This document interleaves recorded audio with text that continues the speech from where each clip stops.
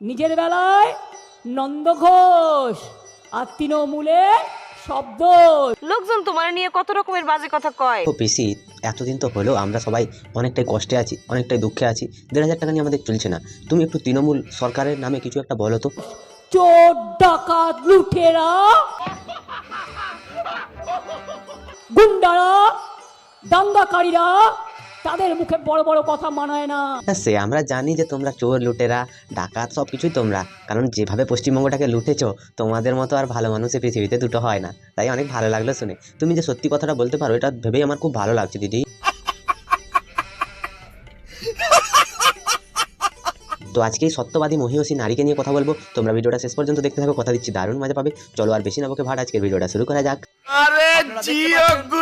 তো হে বাঙালি, হ্যালো বাঙালি, নমস্কার বাঙালি, কেমন আছো তোমরা সবাই? আশা করি অনেক অনেক ভালো আছো। আজকের একটা নতুন ভিডিওতে তোমাদের সবাইকে অনেক অনেক স্বাগত।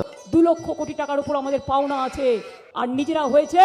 হ্যাঁ, সে তো প্রতি বছরে 50,000 কোটি করে বেড়ে যাচ্ছে। যখন থেকে পা ভেঙেছিল তখন থেকে মুখ্যমন্ত্রীকে টাকা দেওয়া কেন্দ্র সরকার বন্ধ করে দিয়েছে। যখন থেকে ইডি সিবিআই তৃণমূলের নেতাদেরকে ধরা শুরু করেছে, মুখ্যমন্ত্রী উল্টে একটা কথাই বলতে শুনেছি মুখ্যমন্ত্রীর মুখে, যে আমাদের টাকা আটকে রেখেছে, আমাদের টাকা দিচ্ছে না, আমাদের এইরকমভাবে বিপর্যস্ত করছে, ইডি সিবিআই লাগিয়ে আমাদেরকে বিশাল পরিমাণে হেনস্থা করছে। তো মুখ্যমন্ত্রীর কাছে একটা কথাই আমি বলতে চাই, তোমরা তো 100 দিনের কাজের টাকাটা সুপ্রিম কোর্টে লড়ে বার করে নিয়ে আসছো, পুনরায় 100 দিনের কাজ চালু হবে। তো পশ্চিমবঙ্গের মুখ্যমন্ত্রী থাকাকালীন তুমি এই 2 লক্ষ কোটি টাকার জন্য কতবার কোর্টে গেছো? সুপ্রিম কোর্টে গিয়ে তুমি তো আপিল করতে পারতে যে আমাদের টাকা বন্ধ করে রেখেছে, আমরা রাজ্য চালাবো কী করে। দেশের সর্বোচ্চ আদালতের উপরে তোমারও ভরসা আছে যতটুকু জানি, কারণ সেটা অনেক সময় তোমার পক্ষেও রায় এসছে, তাই তোমরা আনন্দ উল্লাস করেছিলে। এই যে 100 দিনের কাজের টাকাটা নেওয়ার পরে তোমার ভাইপো অনেক চিৎকার করে বলেছিল যে হ্যাঁ, এতদিনে সাধারণ মানুষের যুদ্ধে জয় হলো। তো এই যে 2 লক্ষ কোটি টাকা বাকি, সেটা নিয়ে তো কোনোদিন কাউকে বলতে শুনিনি, শুধু মুখেই বাতেলা মেরে যাওয়াটাই শুনেছি। দেখো কাণ্ড। একেবারে বিজেপি অন্ধ। হ্যাঁ, আমরা বিজেপি অন্ধ হয়েছি, তার প্রধান কারণ হচ্ছে তোমার এই যে তোষণের রাজনীতি, সেই জন্যই, আর অন্য কোনো কারণ নেই। তুমি পশ্চিমবঙ্গে মুসলিমদেরকে যে পরিমাণে সাহায্য করছো, মুসলিমদেরকে যে পরিমাণে উস্কানি দিচ্ছ, হিন্দুদের বিরুদ্ধে বিষিয়ে তুলছো, এখানে দেখবে কবে হিন্দু মুসলিম ভাই ভাই হয়ে যাবে আর তোমায় টাটা বাই বাই করে দেবে। তুমি কিন্তু এরপরে নালার ধারে বসে ভিক্ষে চাইবে, আর তোমার ভাইপো জগন্নাথ মন্দিরের সামনে খোল কীর্তন বাজাতে বাজাতে গান করবে যে পিসি আমায় কি দিল রে, আমার পোঁতটা মেরে নিল রে, এই গানটাই গাইতে থাকবে। আমি ওদের বলি দুরাচারী, ব্যভিচারী, স্বৈরাচারী, ভোট কাটারি। আচ্ছা, তুমি তাহলে ওদেরকে এগুলোই বলো। সত্যি কথা বলতে কি কোনো পড়াশোনা ভদ্র মহিলার মুখে এই রকম কথা মানায় না। একজন যদি ভদ্র মহিলা হতেন, আপনার যদি চরিত্রে ঠিক থাকতো, আপনি যদি স্বৈরাচারী না হতেন, তাহলে কখনোই প্রধানমন্ত্রীর ব্যক্তিগত জীবন টেনে এনে বলতেন না। প্রধানমন্ত্রীও তো আপনাকে জিজ্ঞাসা করতে পারতেন কোনো একটা জনসভায় এসে যে মাননীয় মুখ্যমন্ত্রী, আপনি আপনার যে নামটা সেখানে শ্রীমতীটা কেন ইউজ করেন? আপনি তো নিজেকে অবিবাহিত প্রমাণ করার চেষ্টা করেন। সেটা তো কখনো করেননি, কারণ মানুষ কুকুরের পায়ে কখনো কামড়াতে যায় না। কুকুর যদি মানুষের পায়ে এসে কামড়ায়, তো সেটা ভেবেই প্রধানমন্ত্রী করেনি। আর তোমাকে কুকুরের থেকেও ছোট তুলনা করলাম। কুকুর হচ্ছে প্রভুভক্ত প্রাণী, তুমি তো প্রভুরও ভক্ত নও আর কুকুরেরও ভক্ত নও, তুমি হচ্ছ শুধুমাত্র ভাইপোর ভক্ত। তার কারণ হচ্ছে আমাদের কেন্দ্র সরকারের সাথে কোনো রকম কোনো বিভেদ নেই।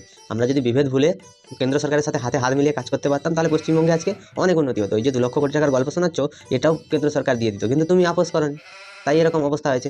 যদি দেশের সরকার তোমাকে টাকা দেয়নি, তাহলে তুমি সেখানটায় সরকারের কাছে রিকোয়েস্ট করতে, অর্থমন্ত্রীর কাছে রিকোয়েস্ট করতে, তা না করে তুমি এইসব ভাষা বলে বেড়াচ্ছ। তোমার মনের ভিতরে হইল পাপ। দেখুন বাহারি, দুটো রূপ। বহুরূপীরা পেশায় নানা রকম ড্রেস পরে, এটা ওদের পেশা। আর বিজেপির নেশা কি? জোর করে ভোট দখল করো। আর মুখ্যমন্ত্রী মমতা ব্যানার্জি, তার পেশাটা হচ্ছে আন্দোলন, ঢপের আন্দোলন করে করে পশ্চিমবঙ্গের মানুষকে বোকা বানায়। এই বোকা বানানোটা এটাই পেশা ওনার। একই অঙ্গে অনেক রূপ। তিনি ধানও কাটতে পারেন, ধান লাগাতে পারেন, গ্রামের সব কাজ করতে পারেন, তিনি কবিতা লিখতে পারেন, ছড়া লিখতে পারেন, তিনি বিভিন্ন রকম প্রবন্ধ লিখতে পারেন, আইন ওকালতি করতে পারেন, তিনি মন্ত্রিত্ব সামলাতে পারেন। তিনি কীটা পারেন না এটা আমাকে বলো? মিথ্যা কথা তিনি সবসময় বলতে পারেন, এটা তার একটা এক্সট্রা ট্যালেন্ট। এটাই হচ্ছে আজকের পশ্চিমবঙ্গের মুখ্যমন্ত্রী। জোর করে ভোট দখল করো। সামনাসামনি ভোটে জেতার কোনো হিম্মত নেই। বিজেপির নেশা হচ্ছে ভোট দখল করা, আর পশ্চিমবঙ্গের মাননীয় মুখ্যমন্ত্রীর কী নেশা? ভাতা দিয়ে পশ্চিমবঙ্গের মানুষের পুলি মেরে রেখে দেওয়া। আর একটা জিনিস হচ্ছে কি, সরকারের টাকা বিলিয়ে, সরকারের টাকা উড়িয়ে এই যে মন্দির মসজিদ গির্জা কত কী করছে মুখ্যমন্ত্রী মমতা ব্যানার্জি, মেলা খেলা, এগুলোতে কোনো কিছু যায় আসে না। উনি যেটা করেন সেটাই ঠিক, আর বাকি সবাই যেটা করে সেটা ভুল। পশ্চিমবঙ্গে এই যে পুজো হওয়ার জন্য, দুর্গাপূজার জন্য প্রত্যেকটা ক্লাবকে 1,10,000 টাকা করে মুখ্যমন্ত্রী মমতা ব্যানার্জি দিয়েছিলেন। তাহলে পশ্চিমবঙ্গের বাইরে আর কোনো রাজ্য আছে যেখানটায় পুজো করার জন্য মানুষকে টাকা দেওয়া হয়? এই ক্লাবগুলোকে ধরে রেখে ক্লাবগুলোর মাধ্যমে চিটিংবাজি, ঢপবাজি, জুয়াচুরি এইগুলো করে করে তিনি টাকা ইনকামের ধান্দা রেখেছেন। আর একটা জিনিস হচ্ছে কি, এই ক্লাবের যারা সদস্যরা থাকেন ইনারা মুখ্যমন্ত্রীর ক্যাডার হিসাবে কাজ করেন।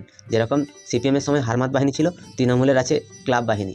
এরাই পশ্চিমবঙ্গে ভোট চুরি, এই মৃত ভোটারদের জায়গায় ভোট দিতে যাওয়া এসবই করে বেড়ায়। তো ইনারাও সতীর পার্টি নন, ইনাদের পার্টিটাও অসতের পার্টি।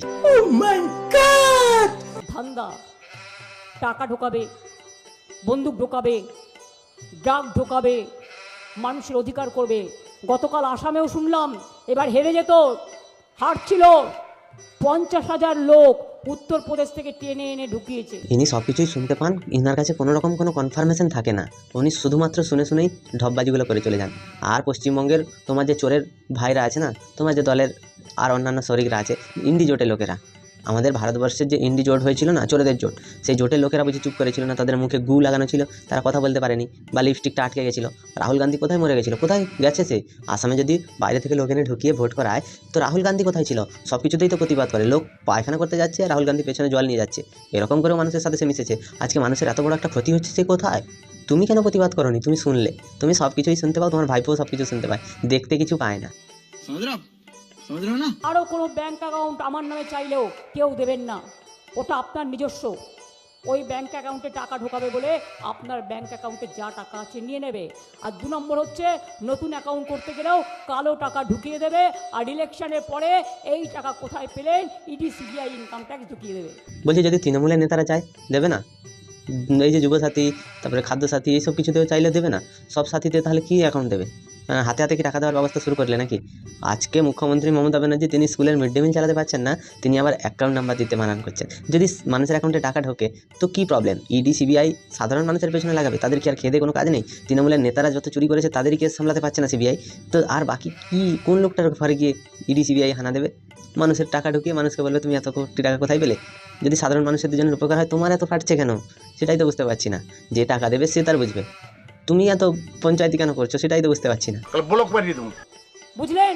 নিজেদের তো এজেন্ট নেই, হোর্ডিং লাগাচ্ছে কারা? ভাড়া করা লোক। পোস্টার লাগাচ্ছে কারা? ভাড়া করা লোক। বাড়ি বাড়ি যাচ্ছে কারা? ভাড়া করা লোক। সব বাইরে থেকে বহিরাগতদের নিয়ে এসছে। তাহলে আগের লোকসভা নির্বাচনে যে 40% কাছাকাছি বিজেপি ভোট পেয়েছিল, সব বাইরের লোক। তুমি কোথায় ঘুমাচ্ছিলে?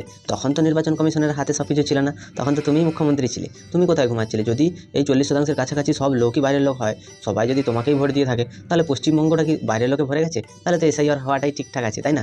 আর একটা জিনিস আমি বুঝতে পারি না, যেই মুখ্যমন্ত্রী মমতা ব্যানার্জি 2009 সাল থেকে এসআইআর হওয়ার দাবি জানিয়ে আসছেন আবার নতুন করে, তো সেই মুখ্যমন্ত্রী আজ এসে বলছেন যে সাধারণ মানুষের অধিকার কেড়ে নিতে দেবো না। তাহলে কী করে চলবে দিদি? তোমার একই অঙ্গে তো অনেক রূপ, তুমিই তো আসল ভৈরবী। তোমার ভৈরব যে জানে সে তোমাকে ভালো করেই চিনে গেছে, আর চিনতে কারোর বাকি নেই। কুণাল ঘোষ কেঁদে কেঁদে ঠিক বলেছিল যে মুখ্যমন্ত্রী মমতা ব্যানার্জি 10,500 টাকা লুটে খেয়েছে। বাংলা বিরোধীরা মনে রাখবেন, বড় বড় ভাষণ দেয় ইলেকশনের আগে, 3,000 দেবো, 5,000 দেবো, 10,000 দেবো। যেমন প্রথম ইলেকশনে মোদিজি বলেছিলেন 15 লক্ষ টাকা সবার বাড়ি বাড়ি পৌঁছে দেবো। ব্যাস, সেই মিথ্যে কথাই ভুলে সবাই দিয়ে দিল ভোট, দেশটাকে সর্বনাশ করে দিল এরা। সেরকম প্রথম ইলেকশনে মাননীয় মুখ্যমন্ত্রীও বলেছিল যে দেশি কলকারখানার সব যত বড় বড় কোম্পানিরা আছে তাদেরকে পশ্চিমবঙ্গে আসার জন্য অনুরোধ জানাবো। তারপরে এসেই তিনি টাটাদেরকে আগে তাড়িয়ে ওখানে সরষে ফুল ছড়িয়েছিলেন। আপনি বলেছিলেন যে প্রতি বছর এসএসসি হবে। কোথায় এসএসসি? কোথায় চাকরি? কোথায়? আপনি তো একবারই এসএসসি করেছেন 15 বছরে, তাও আবার 26,000 জনের চাকরি একসাথেই চলে গেছে। মানে তোমার মুখটা পুড়ে যায় না? তুমি যখন বলো সব ঠিক, তারপরে ভাঙা পা নিয়ে তুমি চিৎকার করতে করতে বলেছিলে ডবল ডবল চাকরি হবে, ডবল ডবল শিক্ষা হবে, শিক্ষার পুঁত মেরে আজকে চাকরির পুলি মেরে ছেড়ে দিয়েছো। সেগুলো তোমার চোখে দেখা যাচ্ছে না? বিজেপি সরকার প্রথম বছর কী বলেছিল সেটা এখন মনে আছে, নিজে কী বলেছিলে সেটা ভুলে গেছো। তখন তুমি পশ্চিমবঙ্গের মানুষকে 1,500 টাকা দিয়ে তাদেরকে ভাতা দিচ্ছ, বলছো তোমরা চাকরি খুঁজতে যাও। যখন তুমি বলেছিলে যে প্রতি বছর সরকারি কর্মচারীরা নিয়োগ হবে, প্রতি বছরে আমাদের যুবকেরা চাকরি পাবে, কোথায় চাকরি? আধা লোকের চাকরি চলে যাচ্ছে। আমাদের পশ্চিমবঙ্গটা সিভিক পুলিশে চলছে, দেশে পুলিশের অভাব। পশ্চিমবঙ্গের এই পরিস্থিতির জন্য মাননীয় মুখ্যমন্ত্রী পুরোপুরিভাবে দায়ী। তিনি এই দায়িত্ব এড়িয়ে গেলে চলবে না। তিনি শুধুমাত্র মোদিজির কথা বলবেন, 15 লাখ টাকার গল্প শোনাবেন, আর নিজের বেলায় চুপ হয়ে বসে থাকবেন।